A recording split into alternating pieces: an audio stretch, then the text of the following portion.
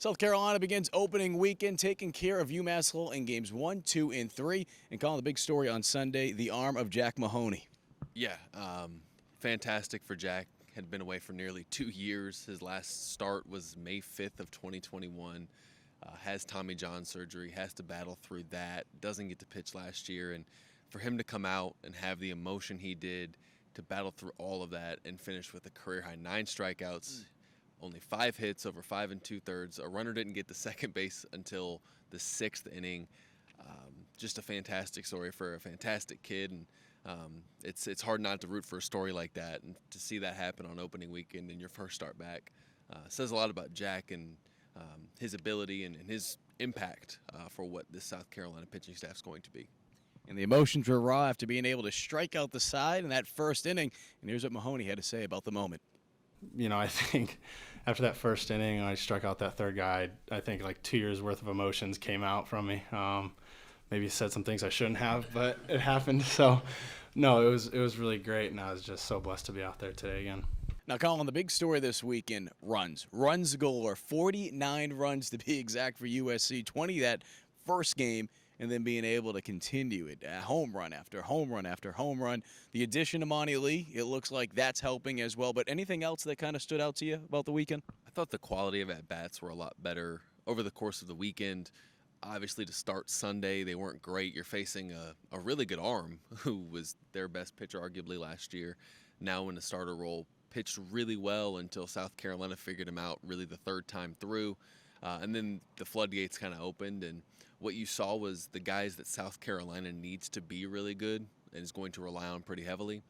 All of them really produced. Braylon Wimmer had a huge day, or a huge weekend. Cole Messina with a couple home runs. Gavin Casas with a couple home runs. Carson Hornan, Caleb Denny, Will McGillis. All of those guys, you need to be good if this offense is going to achieve its full potential.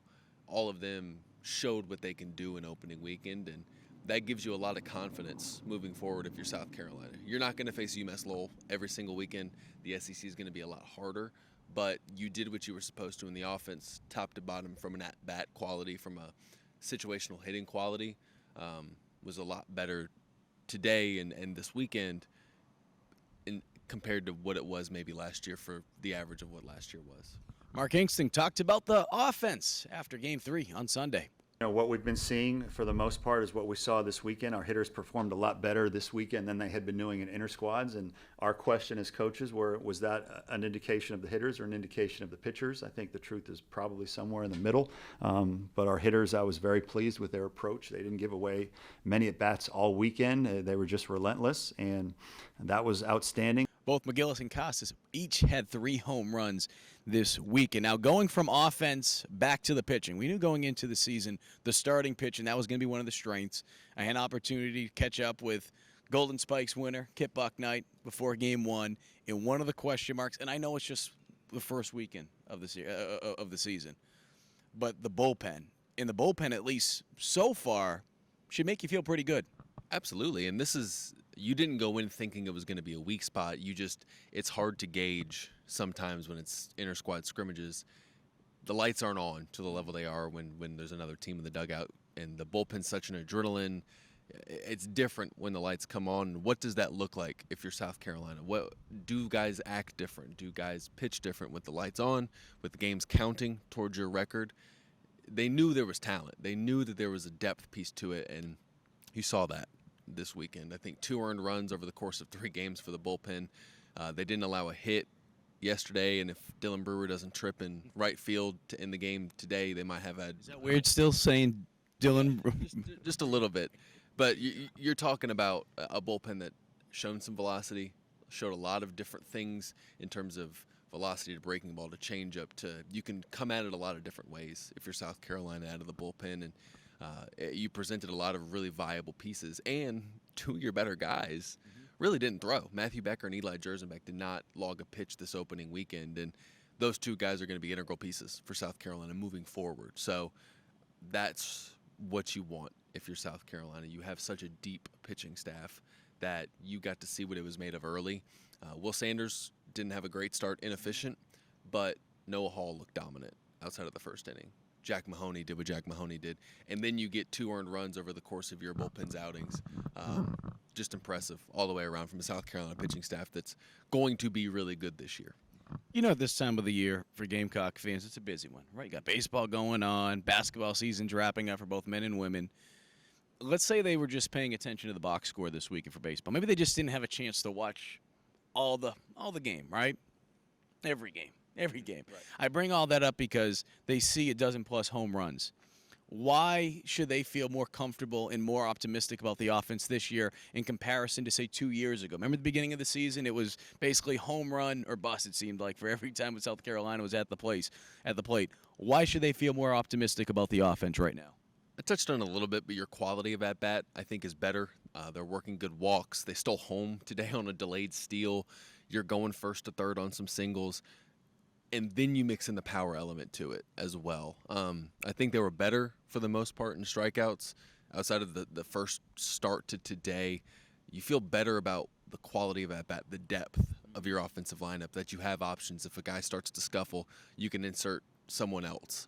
You're talking about Ethan Petrie, who doesn't start your first 2 games, comes in today, hits a home run. Kevin Madden hits a home run off the bench. You have viable options at a couple different positions that make you feel good about the offensive power of this team. The offensive, more dynamic offense compared to what you saw maybe in 2021 and then parts of 2022. And one of the other things, too, we're talking about just what it looks like at the plate and just taking good at-bats, the approach. And that was a word that we heard Kingston mention with the addition of Monty Lee. That's been something that he's been harping on so much with these batters. I think outside, obviously, of Brewer, as Kingston mentioned, he had recruit any of these guys. So to be able to build the relationships he's had already in a short period of time is obviously a good thing. What have you just seen and some of the things maybe you've heard just about Lee just being around the program again and just being able to add a spark to that offense? It's a positive impact. A guy that understands what South Carolina baseball's built on. It was here in the early 2000s when they were going to super regionals, getting to Omaha, or I don't think he got to Omaha, I could be mistaken, but they were in contention to get to Omaha for most of the time he was here, and he understands how to build offenses. You look at College of Charleston. Clemson had some offenses when he was there as well.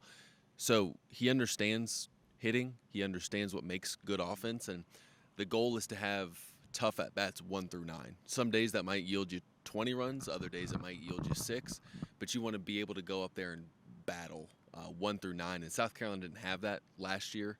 The top of your order was really productive, the bottom half tailed off, and this year, at least through 3 games, again, not against SEC competition, but it looks to be, Talmadge LaCroix's your 6 or 7 hole hitter, and he was fantastic opening weekend. Cole Messina, the same thing. Gavin Casas. You have pieces that will grind out at bats, and that's what you didn't have last year. And this offense can take a step forward, on paper should take a step forward, and it's because of that emphasis on gritty at bats, tough at bats that Lee's really from the moment he stepped foot on campus has harped on tremendously. So it's 3 games. It's 3 games, but it's a small sample size, and it's a sample size that should make you feel a little bit better about this team. On Tuesday, though, getting ready to host Winthrop. What do you want to see from this team to be able to take that next step? Again, early in the season, I know it's only be game 4, but what do you want to just see from them as they head into a weekday game against a in-state rival? Yeah, consistency. Consistency is the big thing. You're talking about it's opening weekend and the bunting's on the railings, all the energy's in the park. You have 6,000 plus at every single game. It's not going to be the case Tuesday. You're going to class. You're coming back from class to come to play the game. There's not going to be 6,000 people here for a midweek game at 4 p.m. in February. Can that energy sustain you? Can you take what you did Friday, Saturday, Sunday and transition that over to playing on Tuesday and then again on Wednesday? So it's just a consistency thing. Can you take the same at-bats? Can you have the same level of pitching? And if you do, that's optimistic. That doesn't mean you're going to go to Omaha, but you're at least optimistic about where you sit 4 or 5 games into the season with 50-plus games still left to go. I say in-state rival. I feel like anytime you play a team in-state, it's a rival, right? I mean, someone's going to bust my chops about that. He's Collyn Taylor. I'm Mike Uva. If you have not signed up to Gamecock Central, do it today. It's just $29.99 until August 31st. For the latest on all your Gamecock news, keep it locked in to GamecockCentral.com.